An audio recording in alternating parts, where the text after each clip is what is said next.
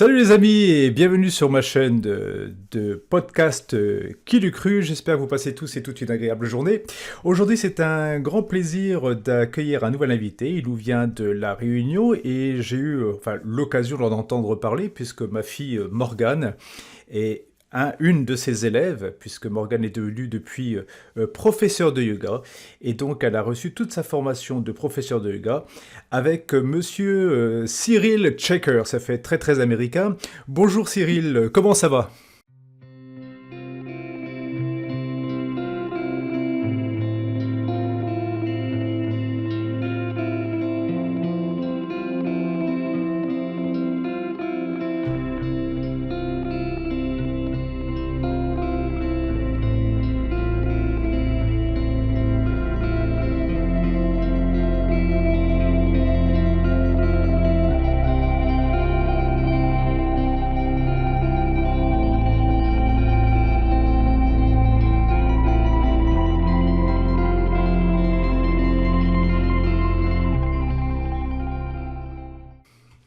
Bonjour Gilles, ça va très bien ça.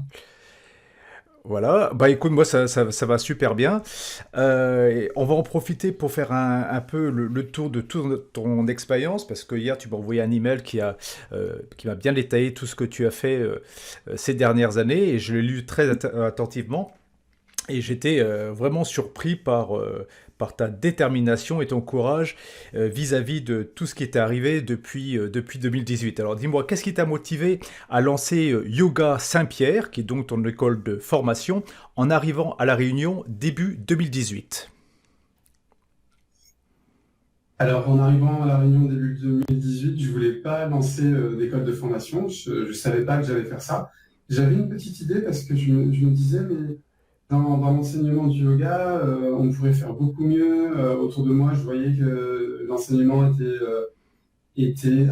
certaines limites et je me suis dit qu'on pouvait largement augmenter ces limites et faire beaucoup mieux et apporter beaucoup plus. Donc c'était quelque chose que j'avais en tête.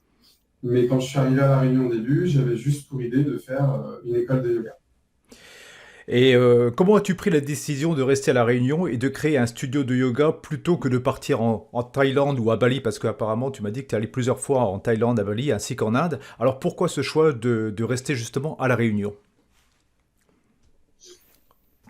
Alors c'est vrai que moi, quand je suis arrivé à La Réunion, je faisais du yoga 2 fois par jour à Paris. J'y allais avant le boulot, j'y allais après le boulot. Enfin, c'était un peu mon mode de vie. Je passais beaucoup de temps avec des professeurs de yoga. Et quand je suis arrivé à La Réunion, au niveau de la proposition du yoga, au niveau de la diversité, au niveau de la qualité des cours, par rapport à ce que j'avais connu à Bali ou en Thaïlande, c'est vrai que j'étais un peu sur ma faim. Donc je me suis dit, bon, je vais pas rester là très longtemps, je vais partir. Finalement, je me suis dit, et pourquoi pas en fait créer le truc que tu aurais aimé avoir quand tu es arrivé.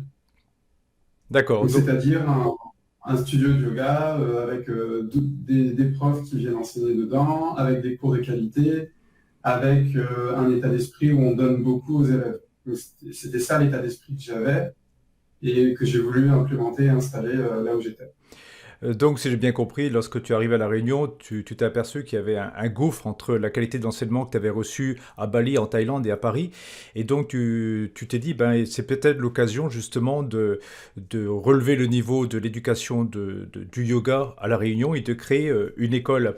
Dis-moi, quels ont été les principaux défis auxquels tu as dû faire face en te lançant dans cette entreprise qu'est le Yoga Saint-Pierre?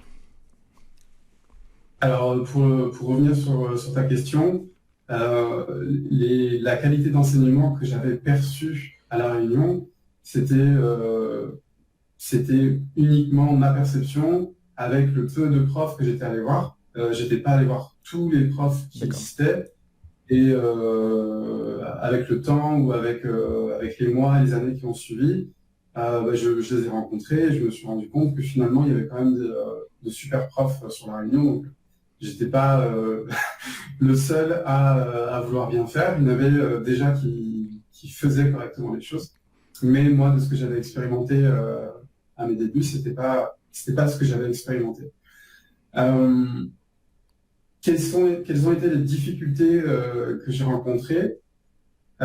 C'est surtout le rapport entre le prix que l'on facture un cours de yoga à La Réunion et le coût des locations. Par exemple, à La Réunion, en général, un cours de yoga en extérieur, ça coûte quasiment aussi cher qu'en Thaïlande et à Bali.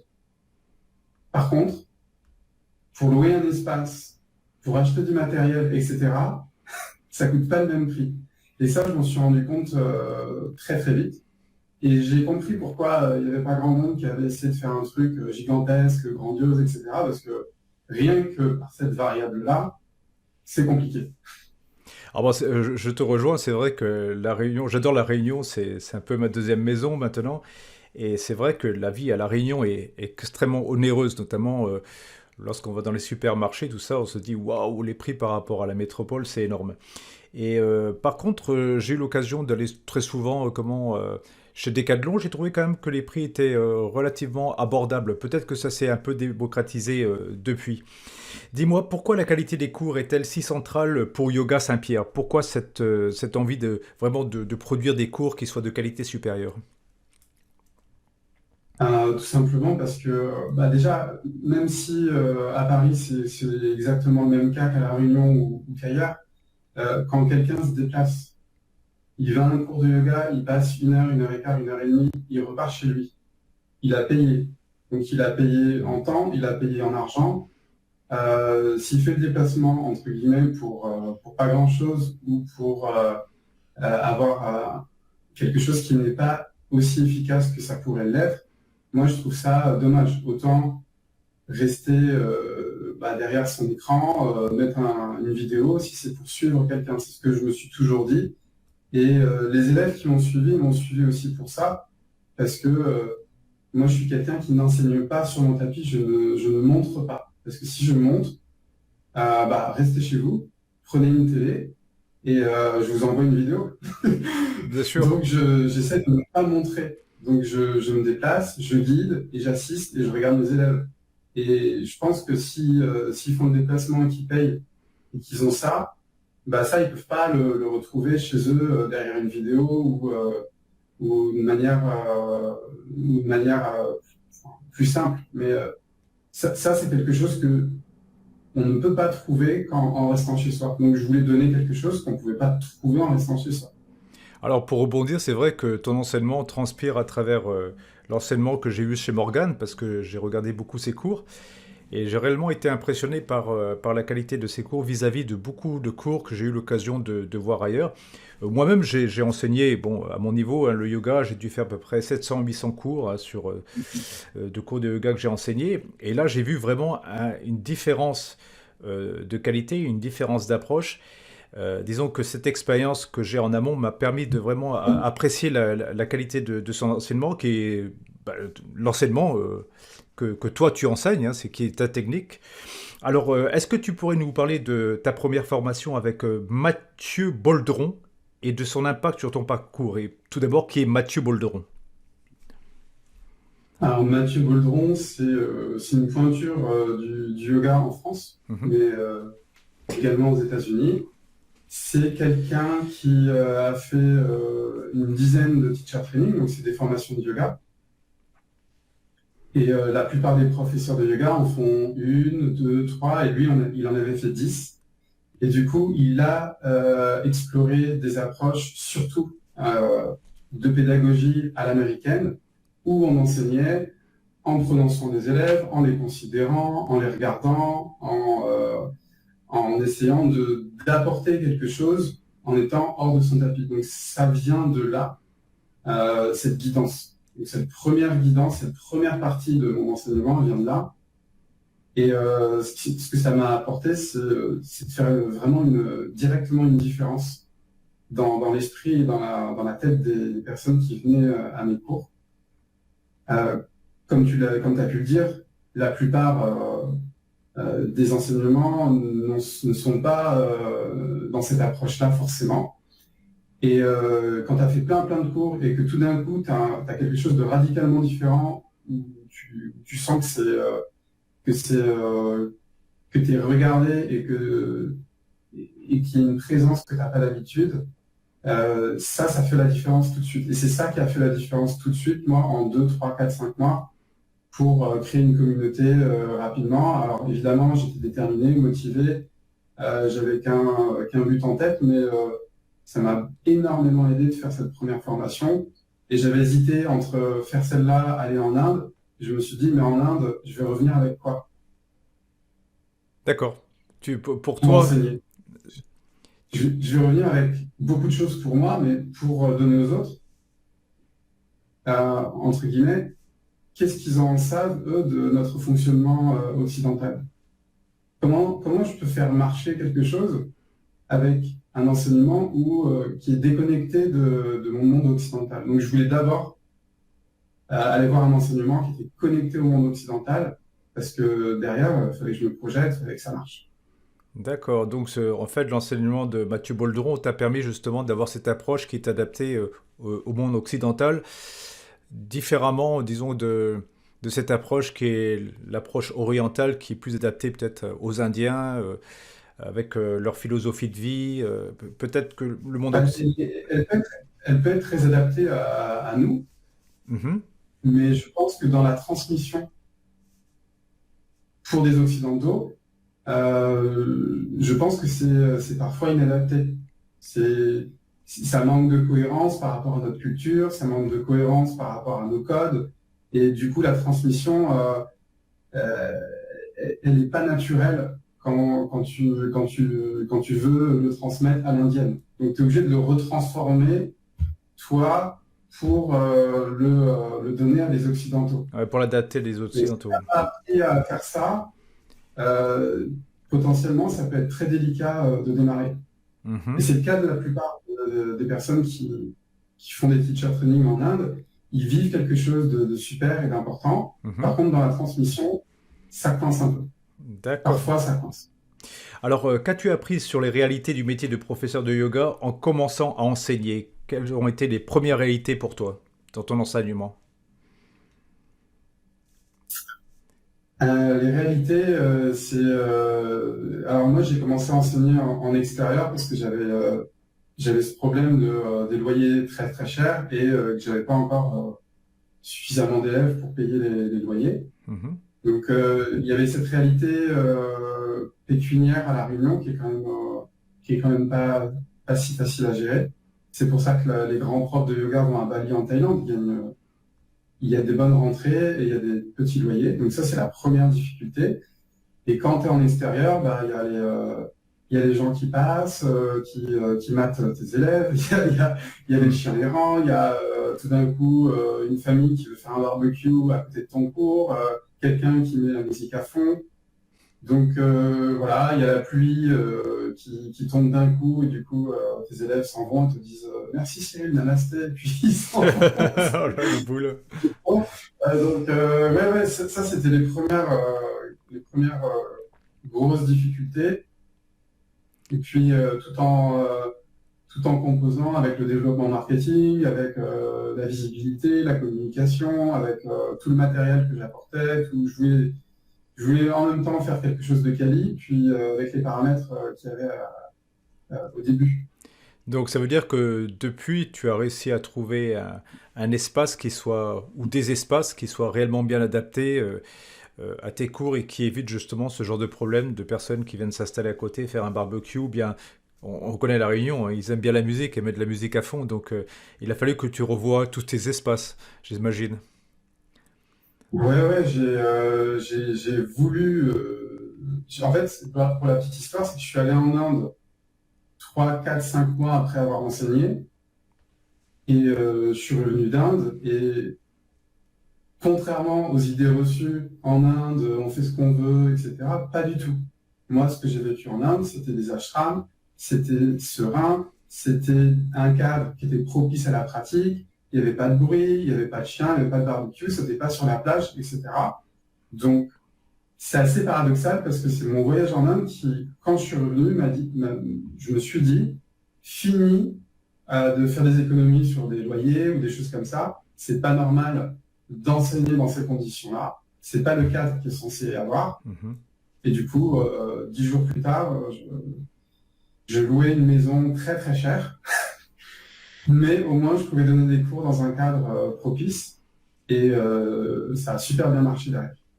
D'accord. Oui, effectivement, les ashrams. J'ai eu l'occasion d'aller pendant un mois dans un ashram aux Bahamas, à Paradise Island. Ils ont plusieurs ashrams. Ils ont des ashrams aux États-Unis. Ils en ont deux, je crois, en France. Ils en ont en Inde aussi.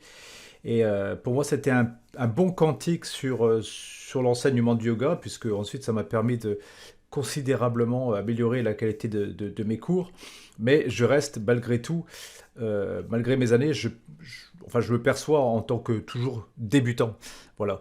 Je m'aperçois que pour enseigner le yoga, c'est un très très long chemin et que c'est extrêmement complexe et qu'on ne peut pas devenir prof de yoga comme ça du jour au lendemain et que ça demande, comme tu le fais, hein, énormément de formation en amont. Alors comment perçois-tu le boom du yoga et les disparités dans la qualité des enseignements? Parce que c'est un fait, hein, on peut tomber sur des profs de yoga comme toi qui sont extrêmement qualifiés, puis d'autres qui le sont moins. Alors comment tu perçois un peu toutes ces disparités sur le marché actuellement?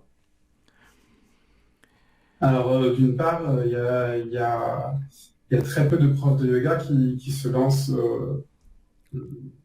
comment dire, qui prennent le yoga comme étant leur unique activité Hmm. ou comme étant leur principale activité. Donc ça c'est un problème. Et en même temps, c'est un problème qui fait face à une conjoncture économique où être prof de yoga à temps plein, ça demande une prise de risque qui est assez grande. On est dans un contexte français où l'entrepreneuriat, c'est compliqué.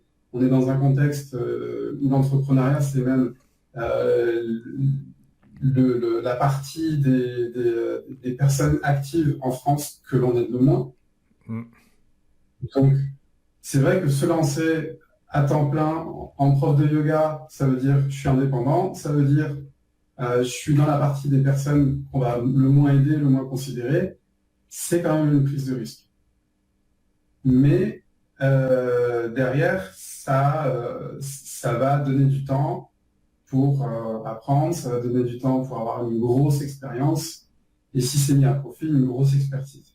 Après, il y a quand même un groupe de personnes, ou plutôt la plupart des profs, qui sont en double activité, qui font orthophoniste et prof de yoga, kiné, prof de yoga, qui vont peut-être faire vendeur, consultant et prof de yoga. Il y en a beaucoup à Paris qui sont comme ça.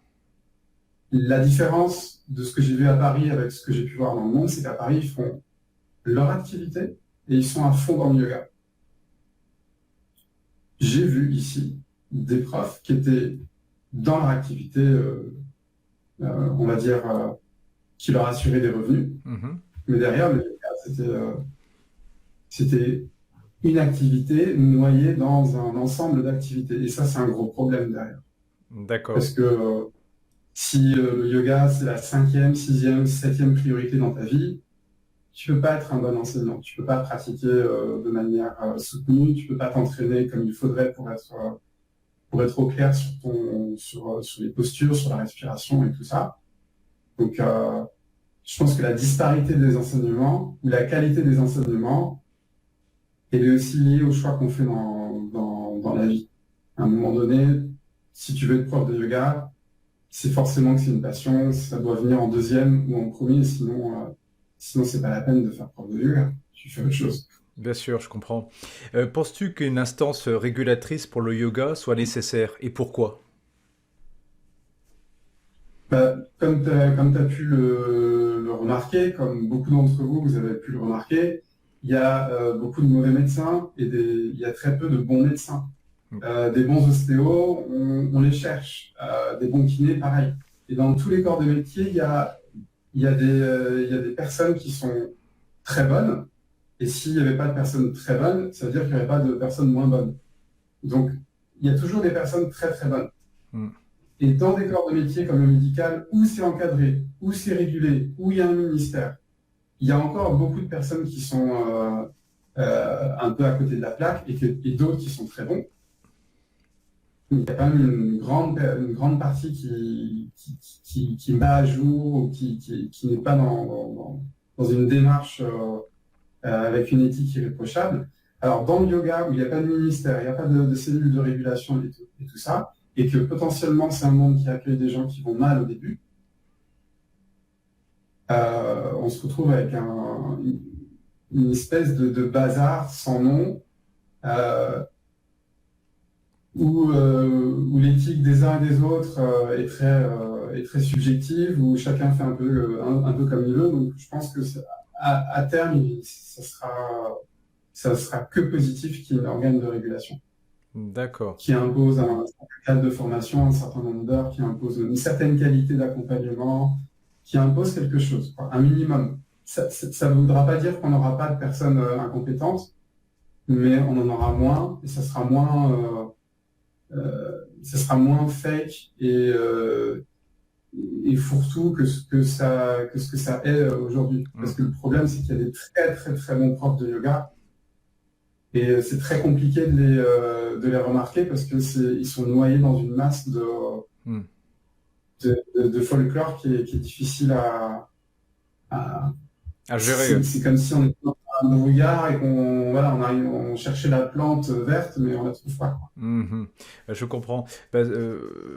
Durant des années, hein, pendant presque 16 ans, j'ai enseigné à plein temps la plongée sous-marine et c'est vrai que c'était important qu'il y ait au moins un organisme de régulateur parce qu'autrement ça aurait été un vrai folklore. Mais malgré tout, malgré ça, c'est vrai que certains professeurs le faisaient tout simplement parce qu'ils voulaient vivre sous les tropiques, avoir la bella vida et pour eux, la plongée, c'était tout simplement un moyen de pouvoir accéder à ce cadre de vie, mais c'était pas vraiment des vrais passionnés de la plongée.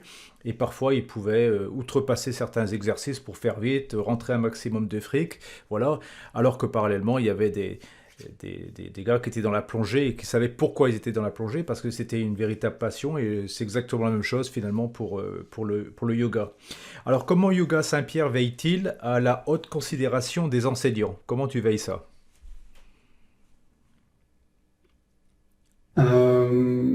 Comment je veille ça? On va faire en sorte que chacun puisse avoir la parole, que chacun puisse être écouté, que chacun puisse être décisionnaire.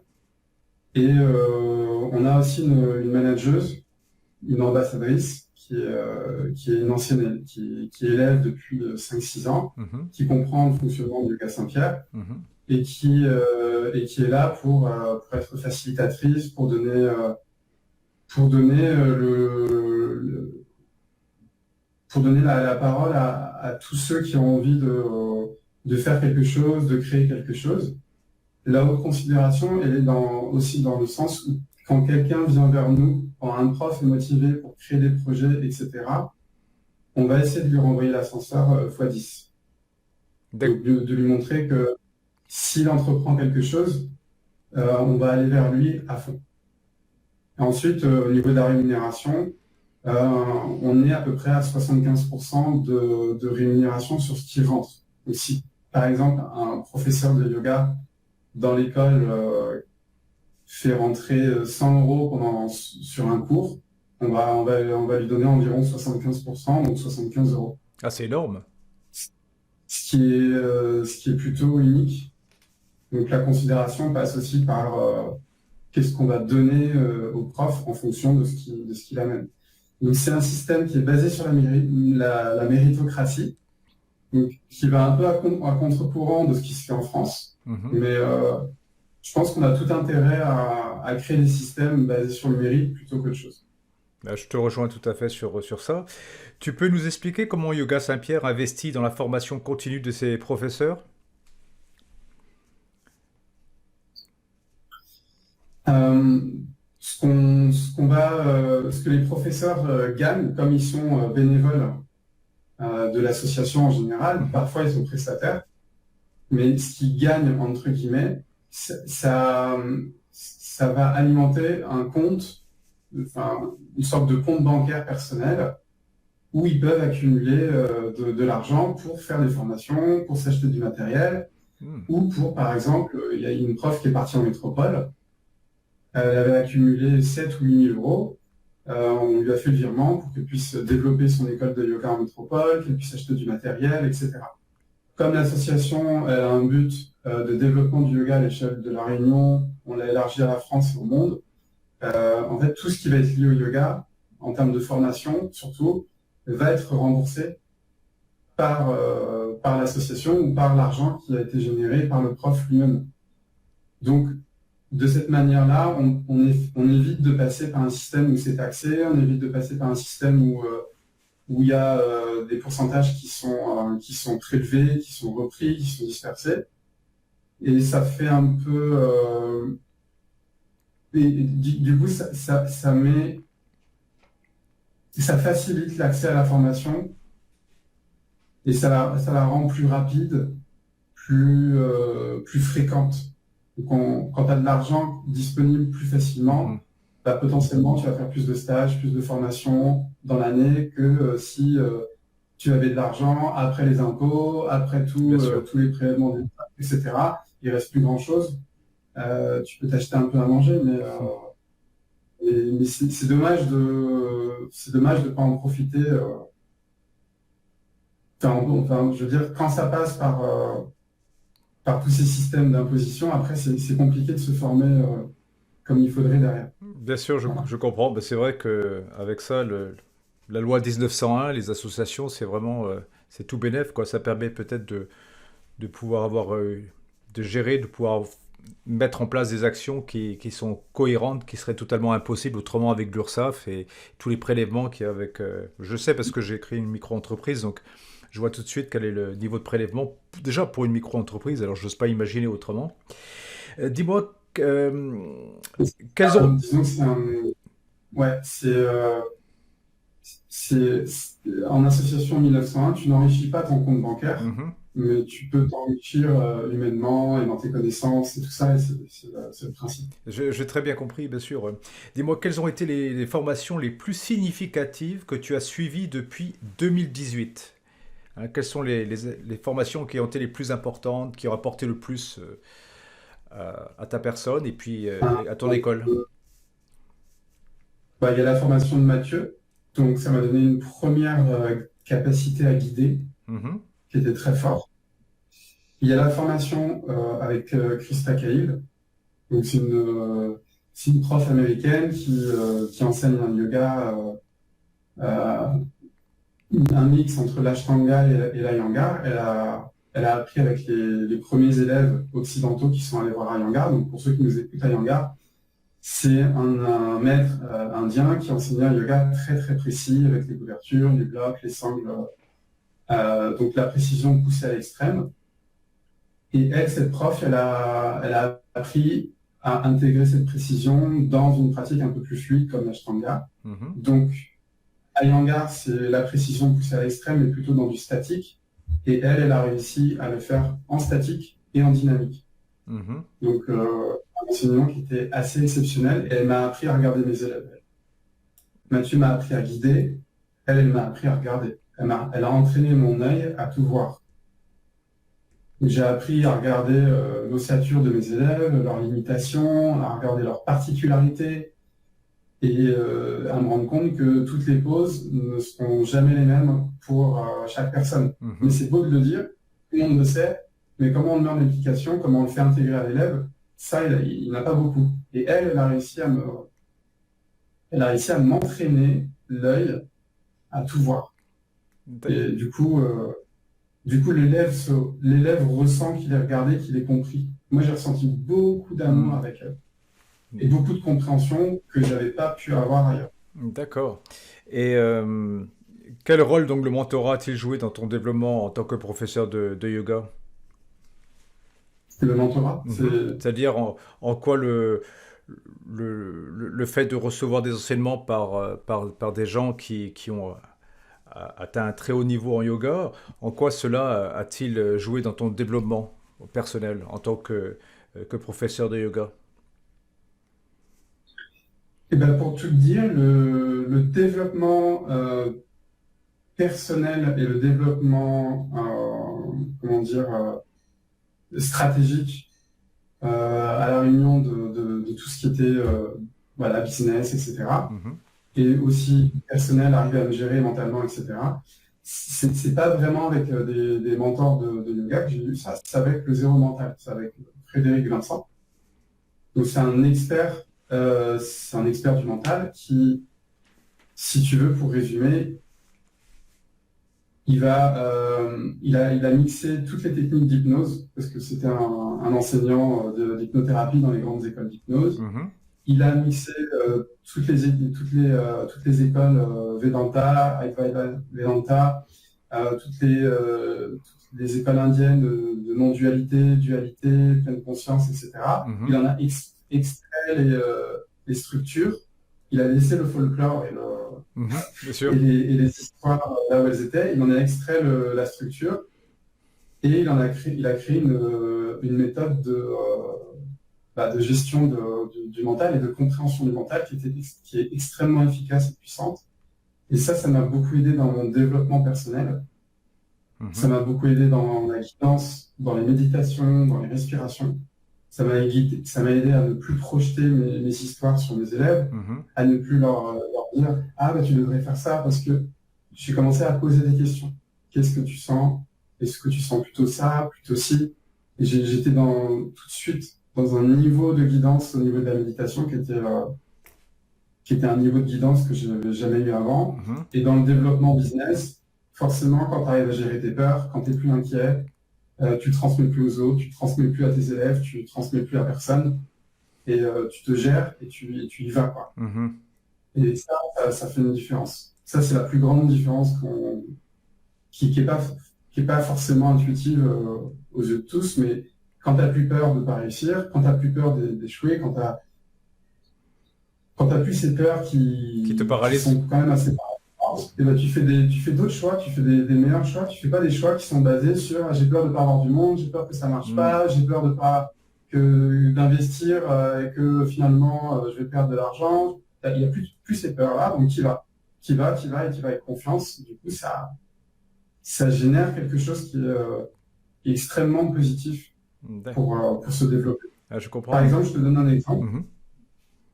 Les formations que je fais, à chaque fois, je mets 10 000 euros sur la table. C'est-à-dire que si la formation n'est pas remplie, les 10 000 euros, je les perds. Ah oui. C'est parce que je loue un espace, je Mhm. fais un acompte, j'envoie de l'argent en avance. Et si j'ai la peur que ça ne se remplit pas, bah, dans ce cas-là, je fais pas je donne pas les 10 000 euros et j'y vais pas et je fais rien. Mais comme j'ai pas peur, j'investis, je prends le risque, et comme j'ai confiance, et ben, j'arrive à attirer les bonnes personnes dans ma formation, etc. Et du coup, ça fonctionne. Donc ça, c'est un exemple concret de quand tu n'as plus peur, qu'est-ce qui se passe? Forcément, tu loues un lieu qui est super, tu as une organisation qui est incroyable, et du coup, ta formation, elle est beaucoup plus qualitative, et du coup, ce qui est perçu par les autres est beaucoup plus qualitatif. Et voilà, et tout ça, ça part de j'ai confiance et j'ai pas peur. Mhm.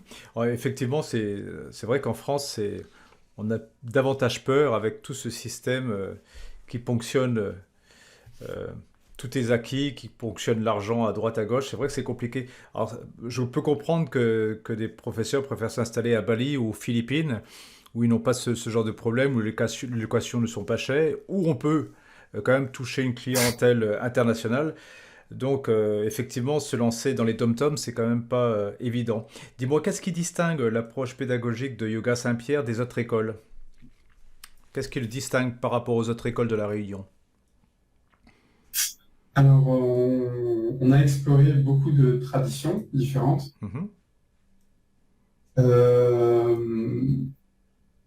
on a, un peu comme le zéro mental, extrait des structures qui sont très efficaces, qui vont droit au but.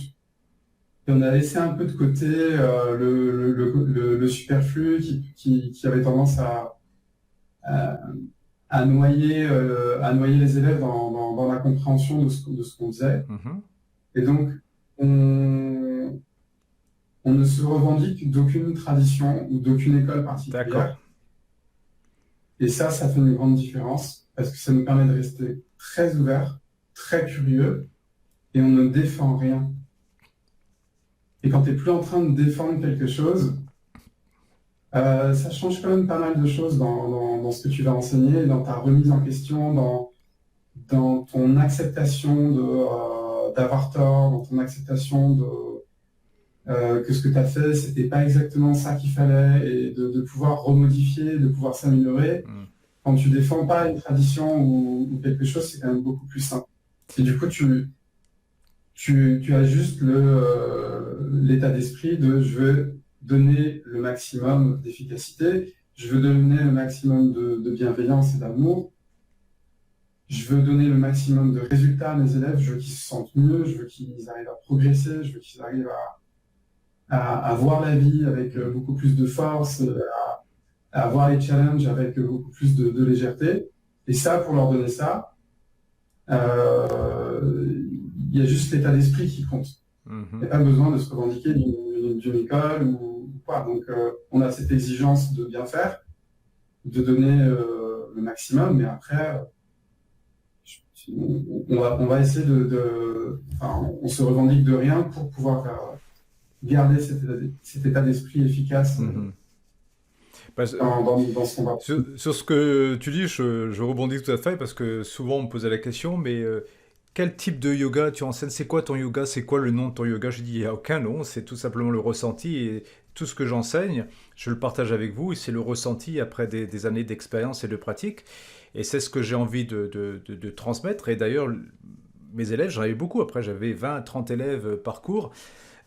C'était dans le camping où je travaillais parce que ça leur faisait énormément de bien et j'arrivais à adapter le yoga vis-à-vis de leurs limitations, justement, leurs limitations physiques, parce que c'est évident que c'est pas tout le monde qui peut faire certains exercices de yoga.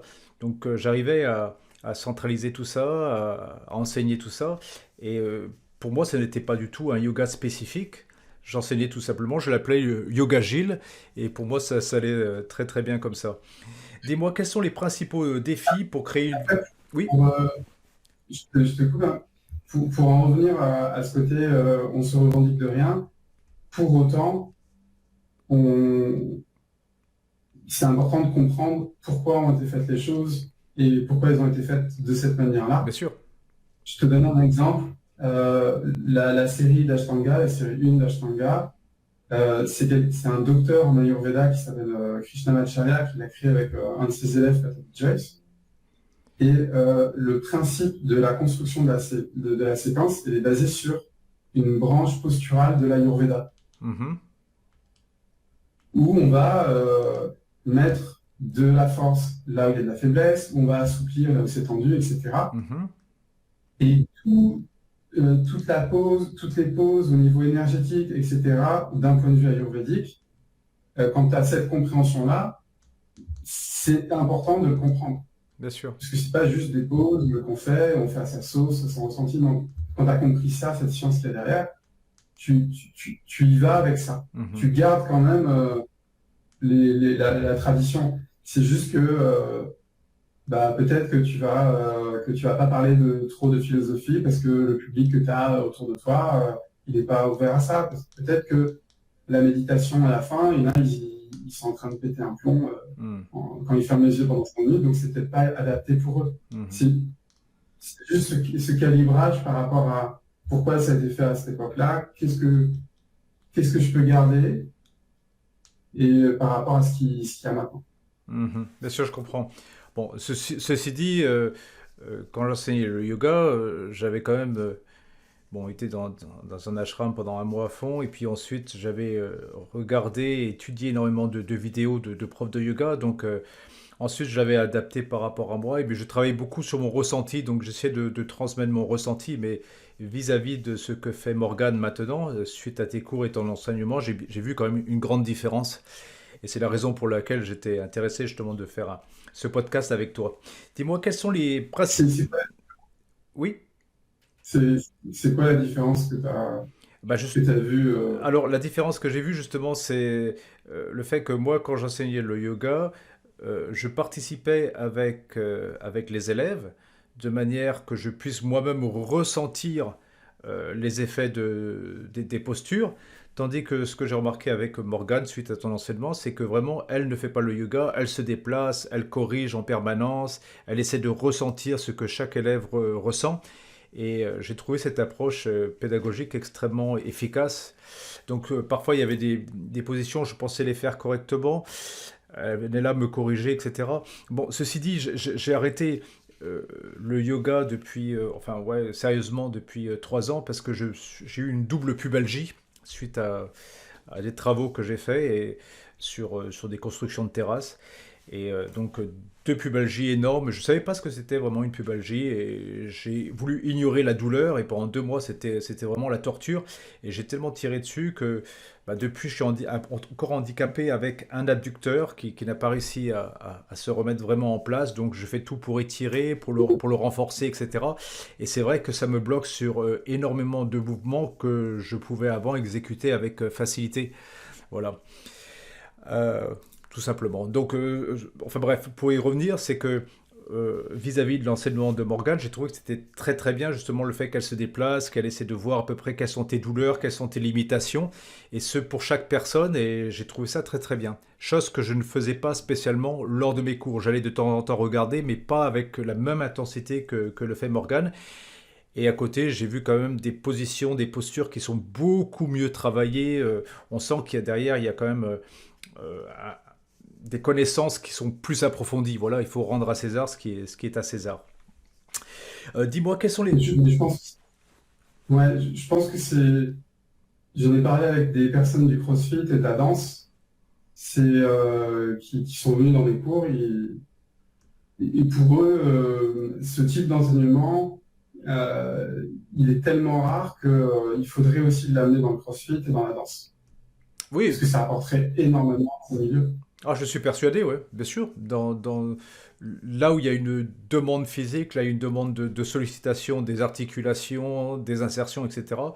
Effectivement, ça serait, à mon avis, le meilleur moyen de pouvoir aborder ainsi une discipline vis-à-vis de ses élèves. Dis-moi, quels sont les principaux défis pour créer une vision collective du yoga à La Réunion? C'est quoi le grand défi pour qu'il y ait une vision collective de ton yoga à La Réunion? Enfin, de ton yoga, du yoga en général. Bah, ce qui est difficile à La Réunion, surtout, c'est d'avoir une structure qui est établie, qui a des codes, qui a quand même une ligne directrice, une façon de faire.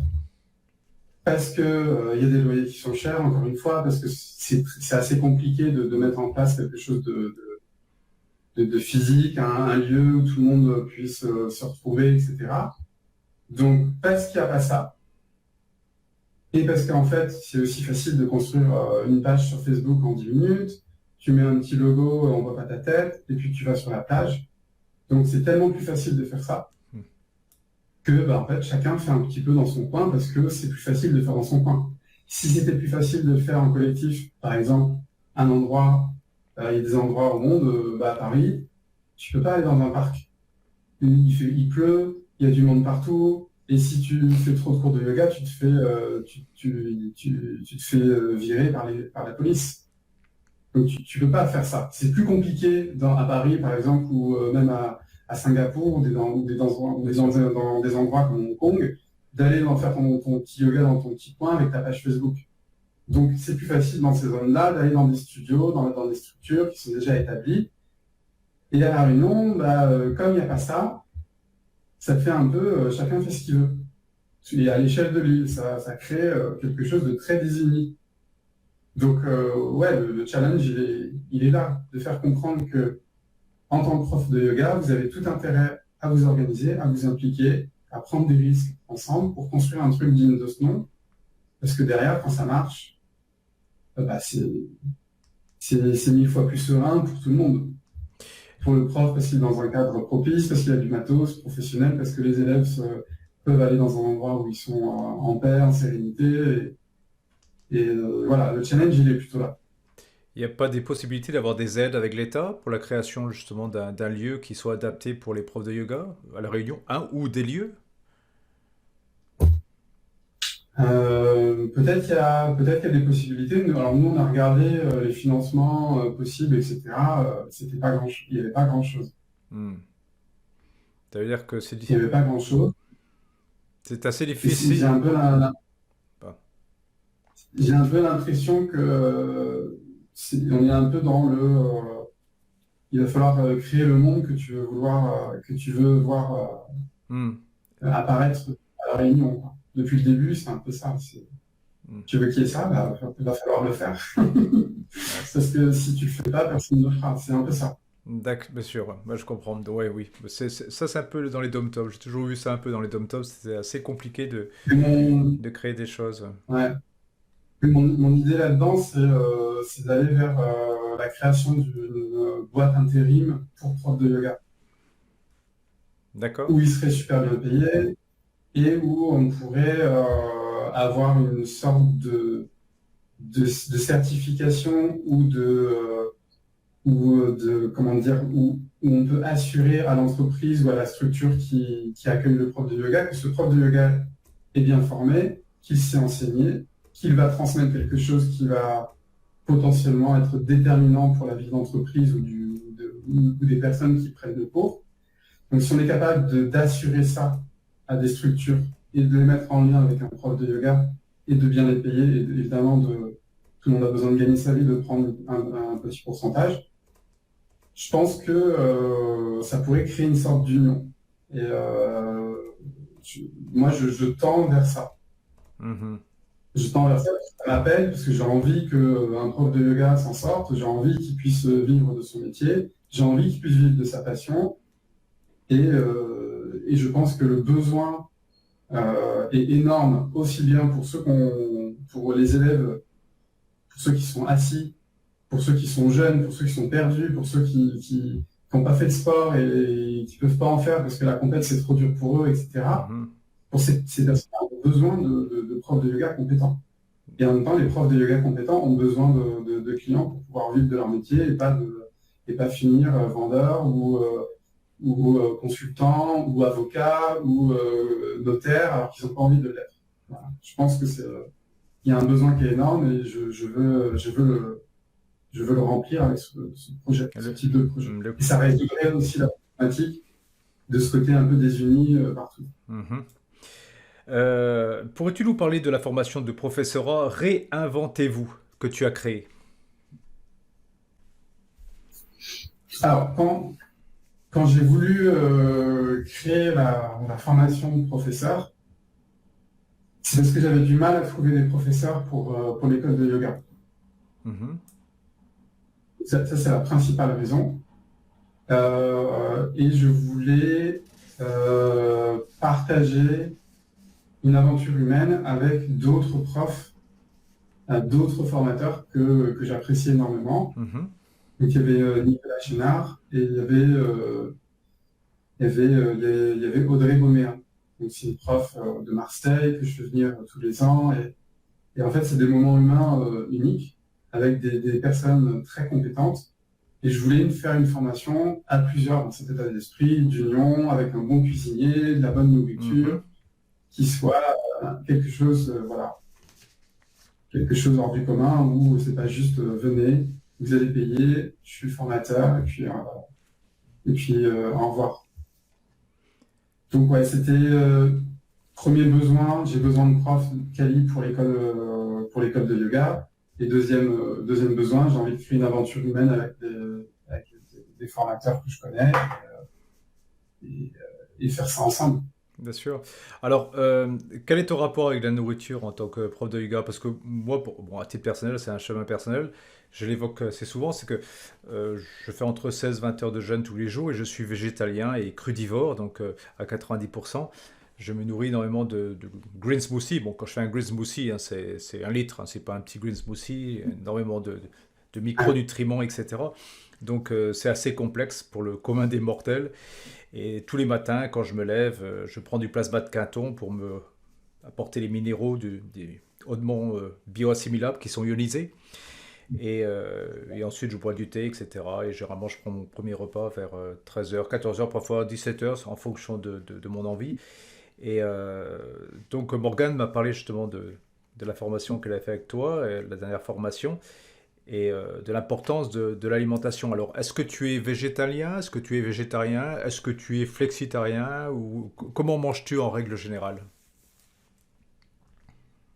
Euh, alors déjà, mon rapport à la nutrition, il est très humble.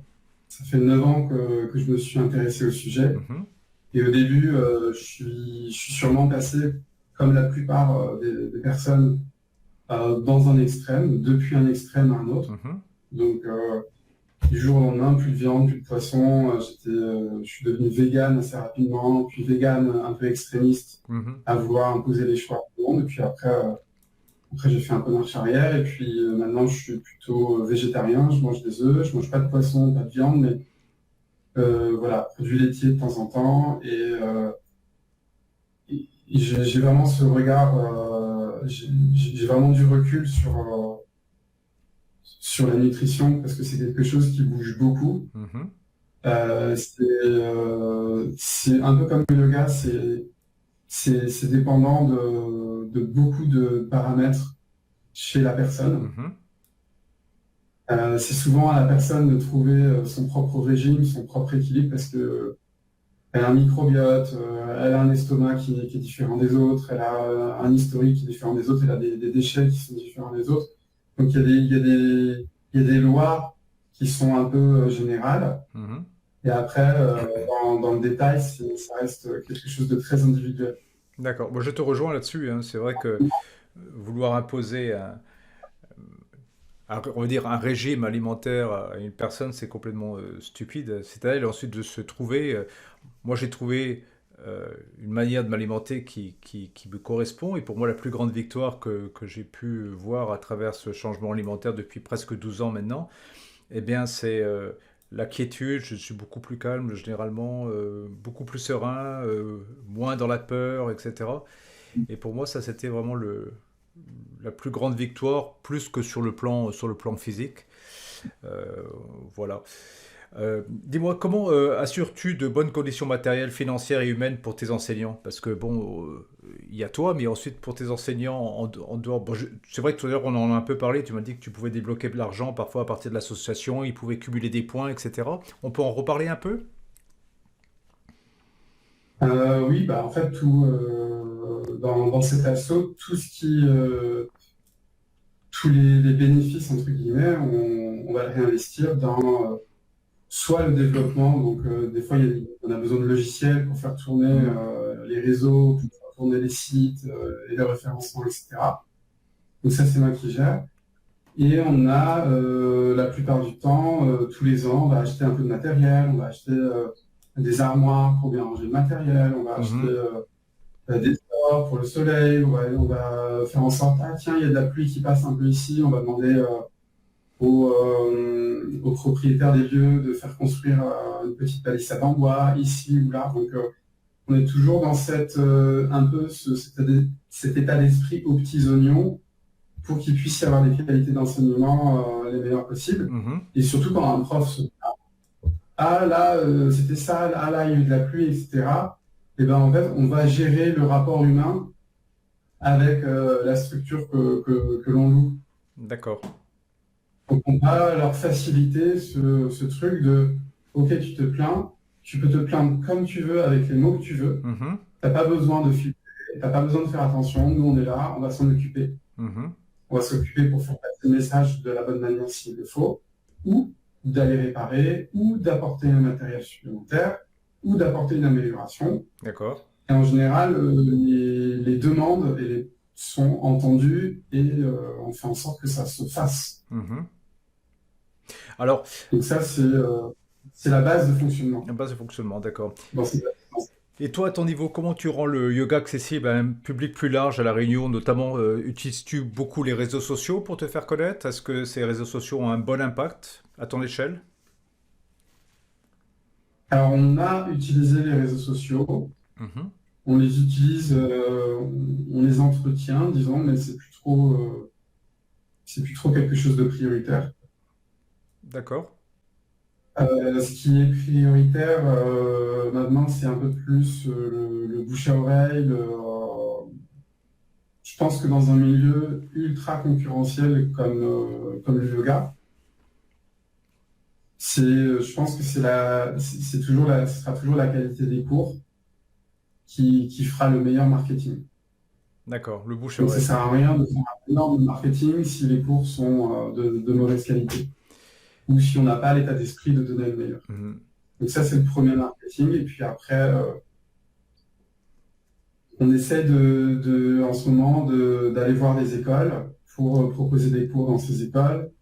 Moi, je me suis, pour la petite histoire, inscrit sur les listes électorales pour pouvoir aller à la mairie, pour pouvoir leur demander quelque chose, parce que Ouf. Ah oui, carrément. sinon, ils vont me demander. Moi, je suis allé voter pour, je suis allé voter pour leur dire oui, je suis un bon citoyen, je vais pouvoir, je suis autorisé à vous demander quelque chose. En tout cas, c'est les démarches dans lesquelles je suis Mhm. engagé.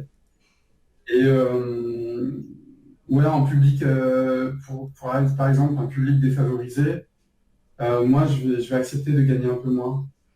Je peux me déplacer pour gagner un peu moins. Par exemple, il y a une de nos profs qui enseigne au DITEP. Donc, c'est une structure pour des ados qui sont en très, très grande difficulté psychique. Mhm.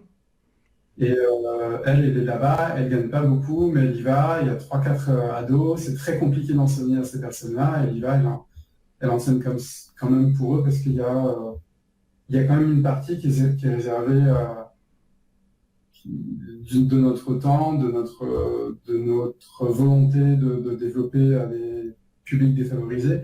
Il y a une partie de notre mental, de notre temps, de notre énergie qui est destinée à ça. D'accord. Euh, oui, alors effectivement, ça peut pas toujours être évident d'enseigner à des élèves en difficulté parce que ce sont souvent malheureusement des enfants ou des ados qui sont un peu dans la haine, dans la colère. Donc, essayer de canaliser ça et de transmuter ça grâce au yoga, j'imagine que ça va être vraiment compliqué. C'est une pédagogie particulière. Disons qu'il faut être très patient et très pédagogue. Hmm. Et, et à ce moment-là, il ne vaut mieux pas faire entrer une quelconque rigidité traditionnelle là-dedans. Ah, Sinon, j'imagine que ça fonctionne pas, non? Voilà. euh, Si tu commences à leur faire des chants indiens, je pense pas que ça va impacter mais grand-chose. pour la petite histoire, si tu vois, il y a un collège qui est à côté de l'école, même un lycée, et il y a des profs, enfin, il y a des parents d'élèves qui sont venus se plaindre parce que leur enfant, on leur a fait faire une flexion avant, tu vois. Tu sais, Hmm. Balasana ou Tanasana, tu fais une flexion avant, c'est tout, parce que tu étires l'arrière des jambes. Il y a des parents qui sont venus se plaindre pour leur dire qu'il fallait arrêter ça, de se prosterner ou de faire des prières.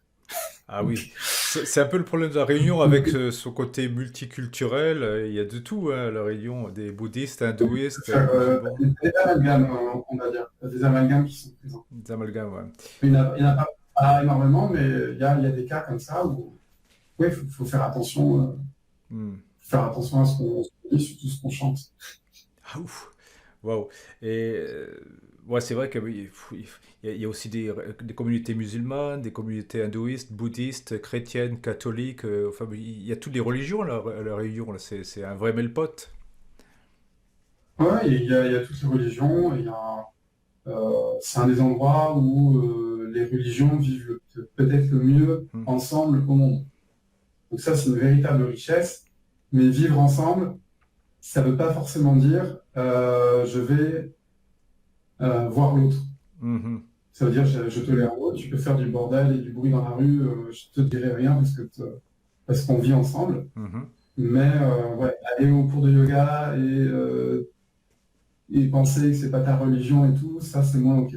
Bien sûr. Alors que c'est pas une religion, mais Mhm. si tu fais l'amalgame, voilà. Par exemple, il y a des prêtres qui, à la Réunion, vont dire que le yoga, c'est une pratique satanique, il ne faut pas en faire, que si on en fait, on transgresse les règles du catholicisme, etc. Donc il y a quand même des discours comme ça dans des églises. Ah oui, carrément. Ah oui, c'est quand même. Donc les amalgames, on, on a une petite idée d'où ils viennent. Donc pour ceux qui nous écoutent, moi j'ai fait un podcast avec une Malvarez sur le yoga et la religion à La Réunion. C'est un podcast qui est très intéressant, qui est sur ma chaîne. La chaîne Cyril Shaker sur YouTube, vous pouvez l'écouter, il est très intéressant. Mhm. Et voilà, donc on a ces amalgames, alors que nous, ce qu'on enseigne, c'est quelque chose c'est des postures, il y a un peu de respiration, il y a un peu de méditation, il y a un peu de philosophie, mais ça reste ancré avec le milieu occidental dans lequel on vit. C'est c'est vraiment quelque chose de laïque, ce qu'on va présenter et enseigner. Et on comprend toujours pas pourquoi il y a certains amalgames, mais voilà, quand tu entends des petites histoires comme ça, tu te dis, ah oui, peut-être que c'est pour ça. Hmm. Et que penses-tu? Parce que, bon, la première fois que je suis allé à La Réunion, c'était en 2016, et je trouve que depuis, il y a eu un peu une légère, enfin du moins de ce que j'ai pu percevoir, une légère escalade de la violence à La Réunion que je n'avais pas vu auparavant. Et j'ai l'impression qu'il y a une certaine colère qui s'installe à La Réunion. Attention, je dis pas que c'est le chaos, hein, loin de là, mais j'ai ressenti ça un peu au fur et à mesure des années. Est-ce que tu le ressens toi aussi? Ce que je ressens et ce que je perçois, Mhm, c'est beaucoup d'enfants qui sont livrés à eux-mêmes mhm, à un âge très jeune, donc dans la rue, etc. Des grandes familles, des femmes seules qui ont fait des enfants parce qu'il fallait en faire, parce qu'elles avaient elles avaient peut-être des besoins pécuniaires à un moment donné, peut-être des besoins d'intégration, peut-être des besoins mhm, d'avoir une identité française, etc. Et il y a quand même, il y a quand même pas mal de familles qui sont dans ce cas-là. D'accord? Et il y a aussi une part dans l'inconscience de l'alimentation. Donc, quand tu donnes un gratiné, donc c'est un pain avec du genre, enfin, des merguez, des frites, du ketchup à ton enfant le matin, et puis tu lui donnes douce samoussa avec, mhm. euh, il y a très peu de chances qu'il se sente bien dans sa peau. Bien sûr. Après, comment il va l'extérioriser, on ne sait pas, mais je veux dire, des femmes qui sont un peu obèses, qui finissent par mettre un pantalon en marge avec des tongs parce qu'elles n'ont pas le choix, ça génère d'autres troubles que juste l'obésité. C'est un trouble identitaire, peut générer de la colère, de la tristesse, etc. Et il y a aussi l'empire de la malbouffe à La Réunion qui est de plus en plus présent. Il y a une inconscience à ce niveau-là qui est très forte. Mhm. Ça, Et il y a une inconscience du dégât émotionnel que ça peut générer derrière. mhm.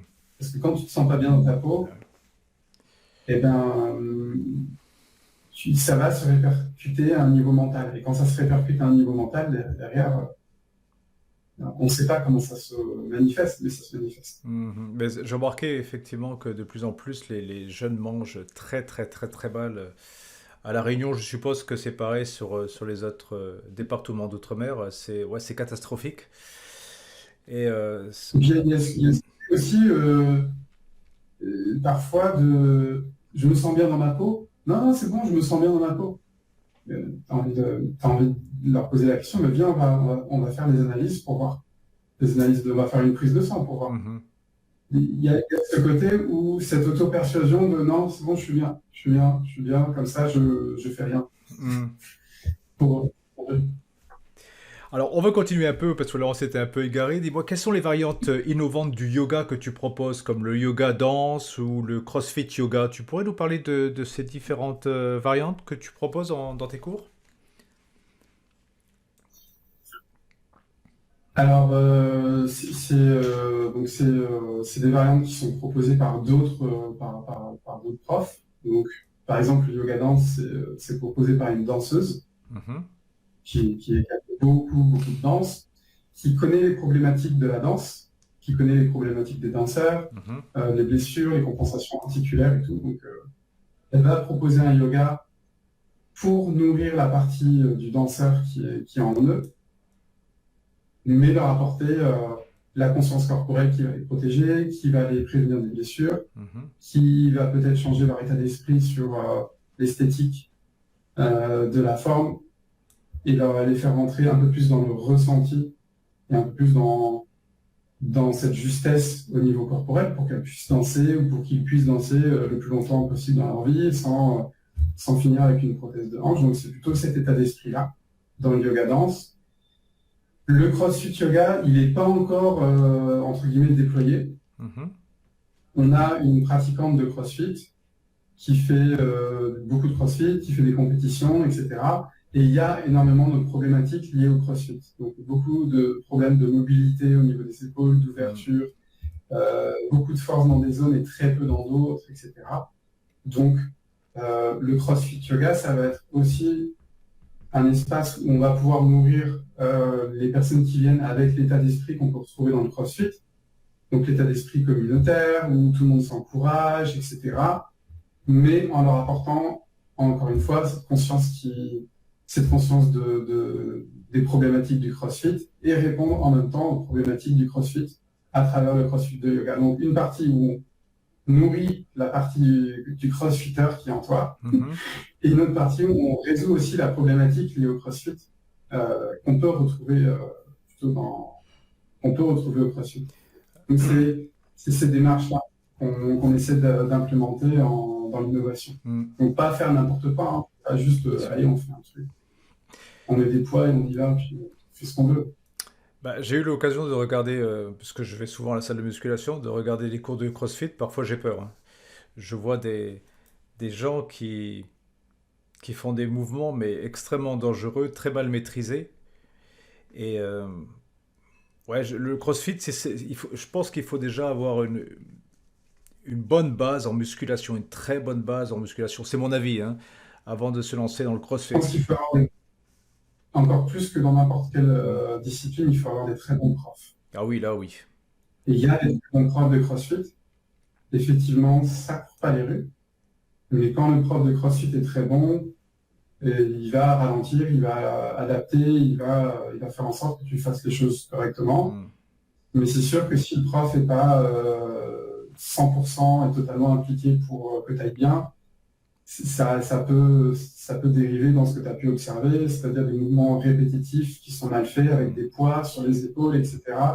J'ai envie de dire pauvre deltoïde antérieur, pauvre ligament, pauvre coiffe des rotateurs. Donc c'est tous ces muscles qui sont liés au niveau de l'épaule, qui sont très petits, qui peuvent être très fragiles, Mm. qui peuvent être en surcharge assez rapidement et poser des gros problèmes au niveau des cervicales, au niveau du dos. Mm.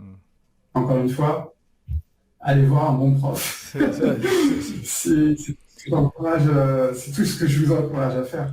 Trouvez les bons profs. ouais, Allez voir les bons profs, pas le premier venu. mm.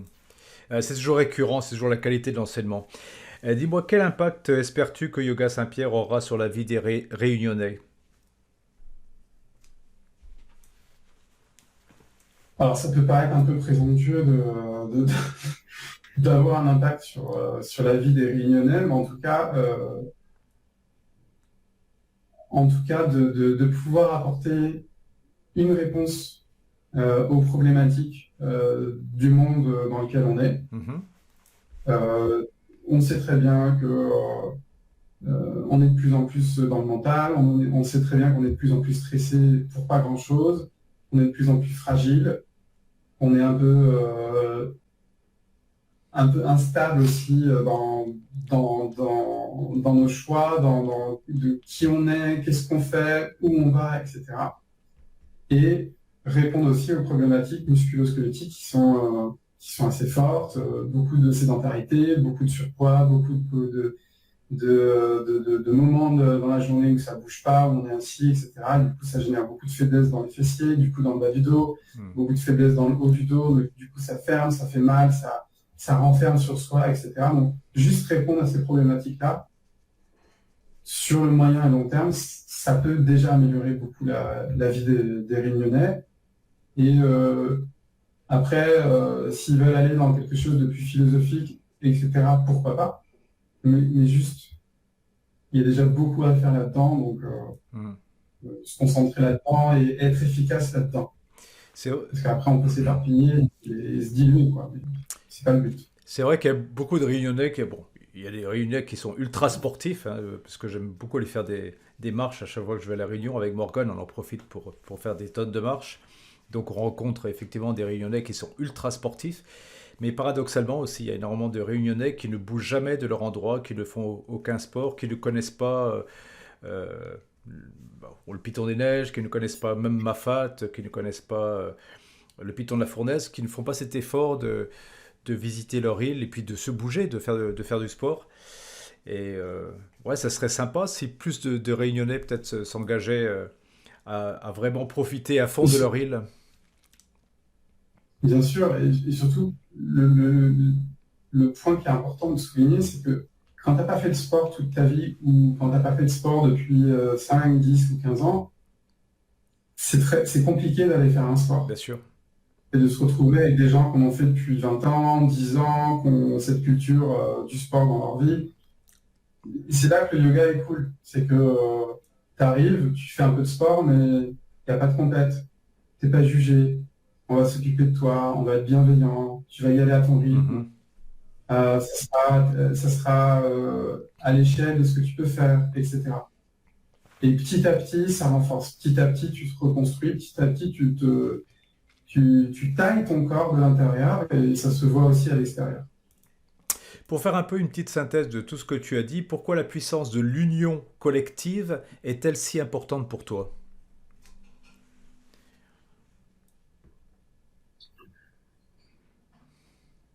Pour la petite expérience, tout seul, moi, quand je fais des choses tout seul, je vais plus vite. Je vais très vite, etc.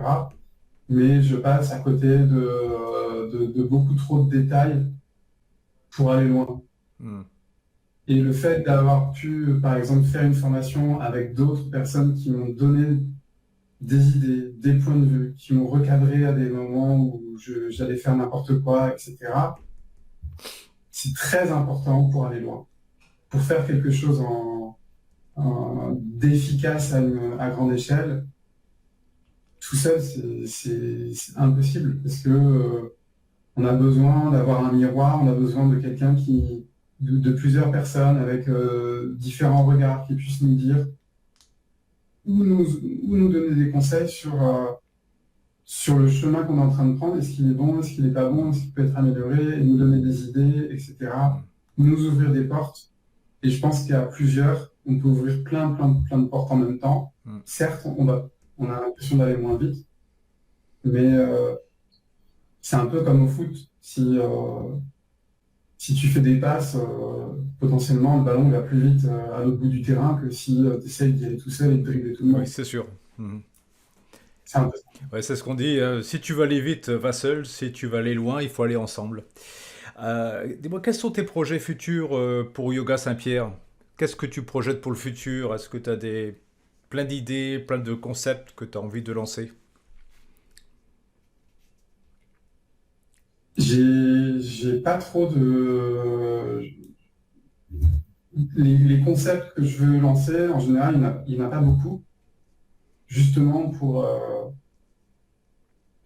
garder le cap. Parce que s'il y a trop de concepts, Hmm. trop d'idées, c'est très compliqué de garder le cap. Donc, ce que je veux lancer, finalement, c'est ce qui a déjà été un peu lancé, c'est continuer de développer un yoga quali, de toucher des publics qui sont un peu sensibles, un peu plus différents Mhm. que ce que le public classique, les oreilles en legging, qui est déjà un peu sportif, qui a déjà enfin, qui a déjà des facilités. Donc aller chercher des personnes qui ont des profils un peu plus délicats Mhm. pour les aider. Et développer cette partie de donner du travail bien rémunéré à un prof de yoga, parce qu'un prof de yoga qui est heureux, qui travaille pas trop, c'est-à-dire qui a du temps pour intégrer, qui a du temps pour pratiquer, qui a du temps pour donner, pour moi, Mhm. c'est le plus grand challenge et le plus grand objectif que j'ai actuellement. C'est pouvoir donner ce- ce- cette, cette essence de l'enseignement euh, aux profs et à ceux qui vont le recevoir. Parce que quand tu es élève, ce que tu vas recevoir, c'est l'énergie du prof. Si le prof il est fatigué parce que il doit courir partout, qu'il doit travailler tous les jours, qu'il en peut plus parce que il est obligé de faire trois boulots en même temps pour pouvoir transmettre le yoga, je trouve ça un peu dommage. Donc, si j'arrive à créer quelque chose où je veux pas aller dans des trucs dans le côté trop business, mais si je pense qu'un prof de yoga, s'il pouvait gagner 2000 ou 2500 € par mois en faisant 10 cours, même s'il doit aller à droite à gauche, s'il en fait 10 ou 12 et qu'il puisse gagner au moins sa vie correctement, je pense que j'aurais déjà fait une bonne partie du travail, quoi. Parce que 10 cours, c'est pas déconnant pour 2000 €, Hmm. 2500 €. Je pense que c'est raisonnable, surtout si on veut des cours de qualité. Parce qu'après, si vous voulez des cours YouTube, oui, dans ce cas-là, vous prenez n'importe qui, il a regardé une vidéo YouTube et puis il vous raconte la même chose. Mais si vous voulez des bons profs, Hmm. il va falloir en prendre soin. Et moi, j'ai envie de prendre soin des profs pour qu'il y ait des bons cours. Bien sûr. Bah, super, c'est une belle philosophie. Alors, quel conseil tu donnerais à ceux qui souhaitent devenir professeur de yoga? C'est quoi ton conseil phare?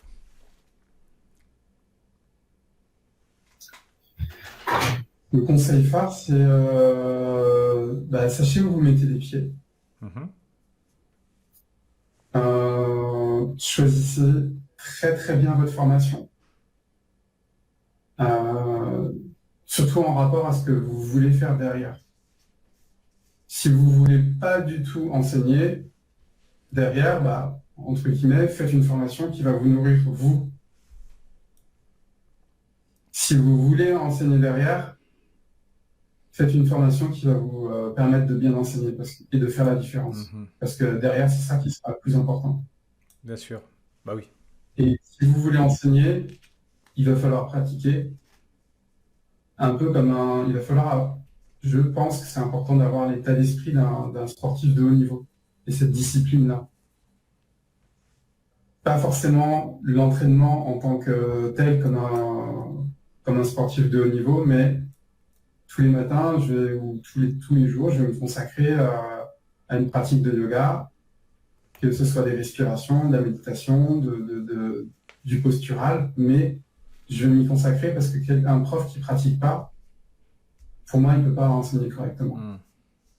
Bien sûr. Ouais. Donc être prêt à consacrer du temps, beaucoup de temps à ça, pour être bon, mais pour aussi être congruent par rapport à ce qu'on raconte. Parce qu'il n'y a rien de pire que quelqu'un qui partage une information qu'il n'a pas lui-même expérimentée. Bien sûr. Donc, pour toi, c'est vraiment, pour être prof de yoga, il faut vraiment le vivre au quotidien et il faut que ce soit, ouais, la première ou la seconde chose la plus importante dans ta vie. Et Mathieu Baudron disait souvent, si vous ne pratiquez pas, arrêtez d'enseigner. hmm, Et je suis entièrement d'accord avec lui. bien sûr. Dis-moi, quel message souhaiterais-tu adresser à ceux qui envisagent de rejoindre Yoga Saint-Pierre ou de soutenir ton projet? Quel message tu veux leur passer? Mais, alors le message que je voudrais leur passer, c'est si vous êtes ouvert, si vous êtes motivé et si vous êtes passionné par le yoga, la porte est est grande ouverte. Mhm. On vous renverra l'ascenseur x10 par rapport à l'énergie que vous allez nous envoyer et l'intérêt que vous allez nous envoyer. Euh, on a des modèles de fonctionnement qui sont humainement les suivants. On essaie de faire ce qu'on dit, on essaie de respecter nos engagements, euh, on essaie d'être le plus ouvert, le plus humain possible. Mhm. Et c'est des qualités avec lesquelles on se bat tous les jours pour pouvoir les garder.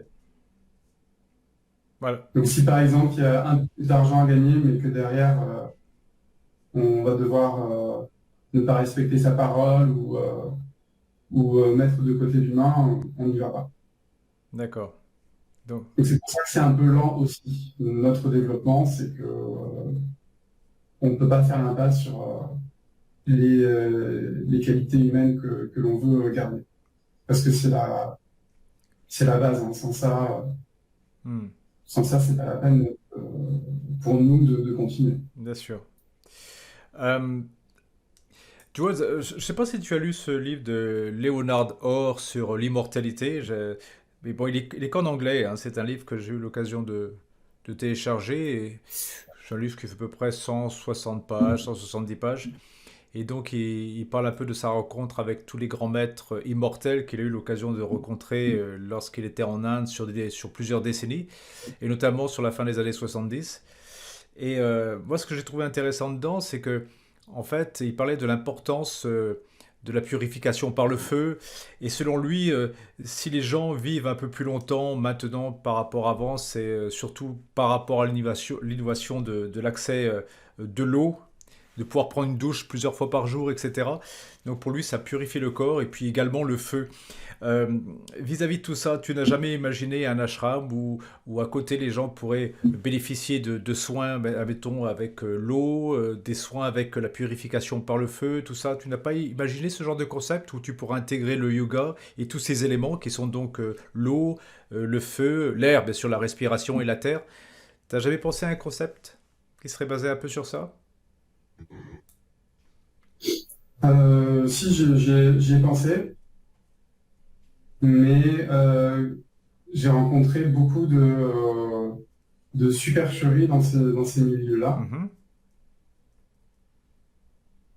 Et pour le moment, j'ai pas rencontré de personnes suffisamment ancrées pour pouvoir le mettre en place. Par contre, s'il y a une personne qui est très ancrée et qui me propose d'intégrer ces concepts-là quelque part, je suis très ouvert là-dessus.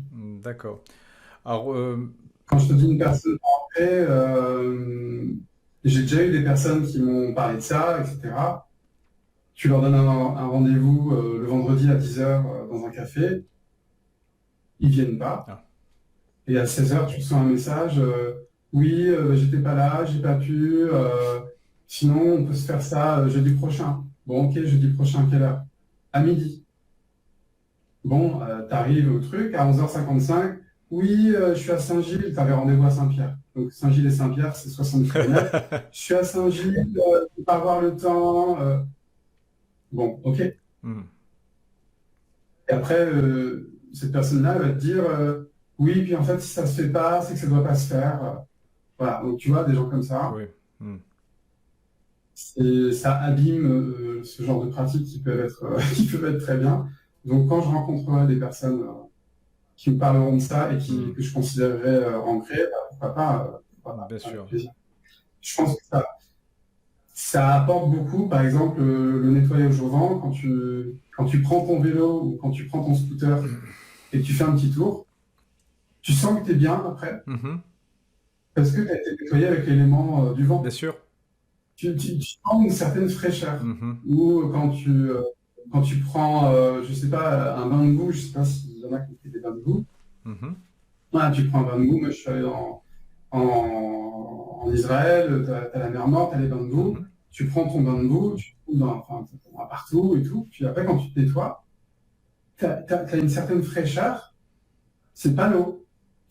Tu sais que t'as été nettoyé avec l'élémentaire. Mhm. Donc je pense que ces choses-là sont très utiles et très fortes.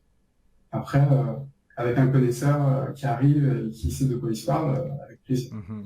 J'en ai beaucoup parlé à Morgane parce que je trouve qu'elle s'investit beaucoup depuis qu'elle a fait la formation avec toi. Bon, ils ont construit une terrasse, hein, Esprit, Oui, elle m'a dit, voilà, Esprit qui est très bien d'ailleurs, une belle terrasse pour pratiquer ses cours de yoga. Et à côté, c'est vrai que je leur ai proposé, j'en discutais avec Jordan, donc son mari, pour faire un grand brasero enterré. J'ai dit, ben, ça serait super après le cours de yoga de faire un peu de purification par le feu. Peut-être intégrer ensuite tout ce qui est bain froid, etc. Faire une formation hein, sur les bains froids. Je pense que ce serait bien de greffer toutes ces thérapies supplémentaires autour du yoga. Et je pense que c'est génial après une belle séance de yoga. Bon, on prend un thé et prendre le thé autour du feu, comme ça, mettre les mains. Enfin, je trouve que c'est pas mal, ça permet de nettoyer un peu les chakras. Euh, toutes ces, tous ces paramètres, je pense, méritent d'être développés. Et c'est vrai que si j'avais mon centre de yoga, c'est un peu les choses que je mettrais en place. Pour moi, ce serait une évidence, quoi. Bon, maintenant, chacun évolue bien sûr en Ouais, fonction de ses moyens, en fonction de ce qu'il a à disposition, hein. Voilà, maintenant, si on n'a pas son propre terrain, si on n'a pas, c'est pas toujours évident, mais je pense que si on a la possibilité d'avoir vraiment son petit ashram, etc., eh bien, ce sont des choses extraordinaires qui méritent d'être développées et qu'on voit rarement dans les ashrams, paradoxalement. Alors, certains, ils ont des beaux ashrams, mais ils ne pensent pas intégrer tous ces paramètres et je trouve que ça serait bien. Écoute, Cyril, je voulais te remercier ouais, pour... je suis Oui, d'accord avec je voulais te remercier pour... toi. Non, je suis d'accord. Je voulais te remercier pour d'avoir bien voulu faire ce podcast. On s'est contacté hier, hein. Donc moi j'ai travaillé jusqu'à minuit et puis je me suis levé ce matin à 6h30 parce que moi je suis pas à Saint-Gilles où quand je donne un rendez-vous je suis toujours extrêmement, extrêmement précis là-dessus. Je n'aime pas planter les gens, ça c'est une chose que je déteste et lorsque je me lance dans quelque chose généralement j'essaie de le faire le plus sérieusement possible. Et je vois que tu es dans cette optique et ça c'est très très bien. Donc tu ne peux que avancer dans ce que tu fais et tu ne peux avoir que des bons résultats. Quel serait ton dernier message que tu voudrais passer à la communauté? Euh, un dernier message, prenez-vous pas la tête, mais soyez exigeant. Voilà, c'est ça. C'est ça. Ne pas se prendre la tête, mais quand même être carré sur ce qu'on fait. Ça, c'est très important. Bon. C'est ça. Quoi qu'on fasse, hein, Ouais, je pense que c'est la clé. c'est la clé. Quoi qu'on Ouais. fasse, c'est être un minimum carré. C'est vrai que si on se laisse aller, eh bien c'est très compliqué de pouvoir concrétiser des choses. Et ça, je le vois chez énormément de personnes qui n'arrivent pas à concrétiser parce qu'elles ne sont pas carrées, parce qu'elles n'ont pas de discipline. Elles s'imaginent, tiens, parce que j'ai tel diplôme, maintenant je peux faire ce que je veux. C'est totalement faux. La discipline, c'est chaque jour. Il faut se remettre en cause chaque jour et ça, c'est vraiment important. Quoi qu'on fasse, il faut vraiment être concentré sur ce qu'on fait. Et à côté, naturellement, être souple, hein. Une fois qu'on a fait ce qu'on a à faire, on peut être souple. Il ne faut pas non plus se prendre la tête tout le temps. Oui, Voilà. Assez. si vous êtes exigeant avec vous-même, vous n'avez pas besoin de défendre quoi que ce soit. Voilà, merci Cyril. Ce fut un plaisir de te rencontrer. Morgane m'avait souvent parlé de toi. Et Ouais, c'est un- voilà, le bonjour à La Réunion, île que j'adore particulièrement. Tu habites où à La Réunion? C'est à Saint-Pierre, c'est ça, hein? c'est la Voilà. cinquième. Moi j'aime beaucoup le Saleux, tout ça, c'est sympa, toute cette partie-là. Le soir, il y a beaucoup d'activités, beaucoup de live band, c'est très très très beau. Et puis bon, bien sûr, avec un coup de cœur pour Mafat et tous ces paysages fantastiques de la Réunion vers Sillaos, tout ça, c'est complètement fabuleux. Peut-être que je passerai ma retraite à la Réunion, qui sait? Je pense que c'est un bel endroit pour passer la retraite. Voilà. Merci Cyril. C'est français, et les gens sont un peu plus chill qu'en métropole. Voilà. C'est ça, tout à fait. Parfait pour la retraite. Et il y a plein de choses à faire. Mais oui, oui, ben, tant mieux qu'il y ait plein de choses à faire. Voilà, je te remercie Cyril. Messieurs, dames, c'était donc le podcast avec Cyril Shaker. J'espère que ce podcast vous a fait énormément plaisir. Je tiens à préciser également que Cyril organise donc des formations. Si vous êtes en métropole, vous avez la possibilité de suivre ces formations et ensuite d'aller pour un stage qui dure environ une semaine, 15 jours à La Réunion de manière à finaliser son projet. Est-ce que c'est correct? En général, ça finit avec 23 jours 23 jours, c'est ça. d'affilée de formation. Donc, Donc, il y a une formation d'un an en ligne pendant 9, 8 mois, 10 mois, puis ensuite 23 jours en présentiel pour intégrer la théorie dans la pratique où on répète sans arrêt tous les jours ce qu'on a appris en ligne. peut-être que je le ferai. Je vais essayer de récupérer davantage mon adducteur, mais si j'y arrive, eh ben, Morgane m'a proposé, m'a dit, vas-y, lance-toi, fais la formation. Quel est le coût de la formation? Au jour d'aujourd'hui, elle est à 2 950 €, Voilà, tout compris? tout compris. Donc, il y a toute la partie préenregistrée en ligne, il y a tous les lives pendant un an, il y a tous les supports pédagogiques, il y a tous les retours que je donne sur WhatsApp à mes élèves. Donc, il y a des élèves qui posent 10 questions, 20 questions par mois. Je leur réponds tout le temps avec beaucoup de bienveillance et d'efficacité. Et ensuite, il y a les 23 jours en présentiel où il y a la nourriture qui est inclue, le matin, midi et soir. C'est une nourriture où on ne fait pas d'économie, le focus c'est sur la nutrition, garder la meilleure énergie possible tout au long de la journée pour l'apprentissage. Donc c'est toujours en amélioration, en constante amélioration par rapport à ça. Et voilà. À la fin, il y a un diplôme qui est décerné suite à un enseignement qui est donné dans un festival, devant des personnes qui viennent de l'extérieur, donc en situation réelle. Et c'est à l'issue de cet enseignement qu'on délivre le diplôme. Ah, très bien, bah c'est... Donc très complet, très cohérent de A à Z. Donc c'est-à-dire que, si j'ai bien compris, dans les 2 950 €, bon, à part bien sûr le billet d'avion qui n'est pas compris, mais si on va à La Réunion, à ce moment-là, on est logé sur place, on est nourri pendant 23 jours, on fait les cours, etc., les améliorations, la mise en pratique. Alors, t'es pas logé sur place, ça dépend où on le fait, mais tu peux être logé sur place à petit prix, tu peux habiter à côté et te déplacer. Il y en a beaucoup qui habitent pas loin et qui viennent tous les jours dans le lieu de formation. D'accord, donc tu peux aider les gens à travers tes contacts, etc., à organiser un peu leur séjour à La Réunion par rapport au logement, etc. Ouais, c'est ça. D'accord, ok. Bon, bah écoute, très bien, le message est passé. J'espère que ça va porter ses fruits, que tu vas avoir des nouveaux élèves et des nouveaux professeurs. Voilà, messieurs, dames, donc c'était le podcast avec Cyril Shaker et moi-même. Je vous souhaite à tous et à toutes une excellente journée. Et je vous donne rendez-vous pour le prochain podcast. Ciao, ciao, c'était Gilles Goro. Comment retrouver sa forme de jeunesse? Bye, Cyril. Bye, Gilles. Merci à toi.